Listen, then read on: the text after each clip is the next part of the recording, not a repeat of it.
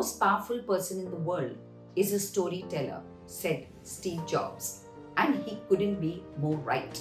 With narratives being sold about India shining, with the story that it is immoral to have sex before marriage, with the idea that a Prince Charming will come and rescue the princess and they will live happily ever after, gullible fools begin to believe everything that they hear.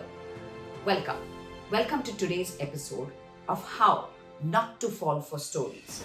Yes, how not to fall for stories so that we live in reality and we live sensibly and rationally. But first of all, why do humans love stories? We love stories because it transports us to a world of fantasy. And the storyteller knows that since imagination is such a powerful tool and it evokes the senses, what better way than to generate emotions? So we are sold stories because it takes us into a world which is utopian. It takes us into the world which we would love to be in.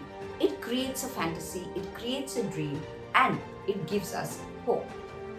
I know society prefers the bold and the reckless, the shooting of mouths, the hyperbole, the exaggeration. So what India will be in 2047 sounds far more alluring than what it currently is. Acceptance of reality is very important, but the gyan that usually is constantly sold to us is about being positive.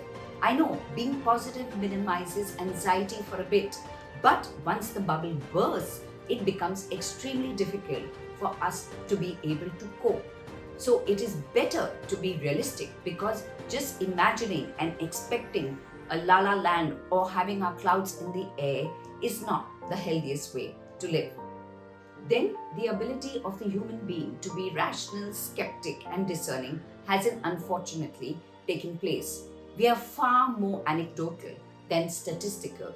We begin to believe the noise rather than understand the signal. And now, with propaganda rather than information, we are all being carried away on the wings of passion.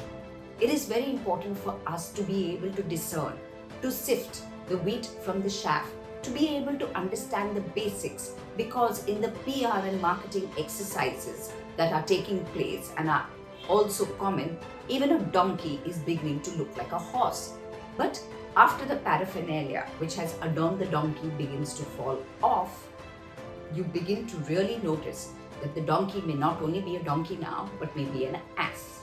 It is important that you and I begin to live realistically by asking ourselves, why are we so anxious about reality?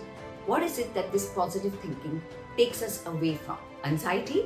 It is better to learn how to cope.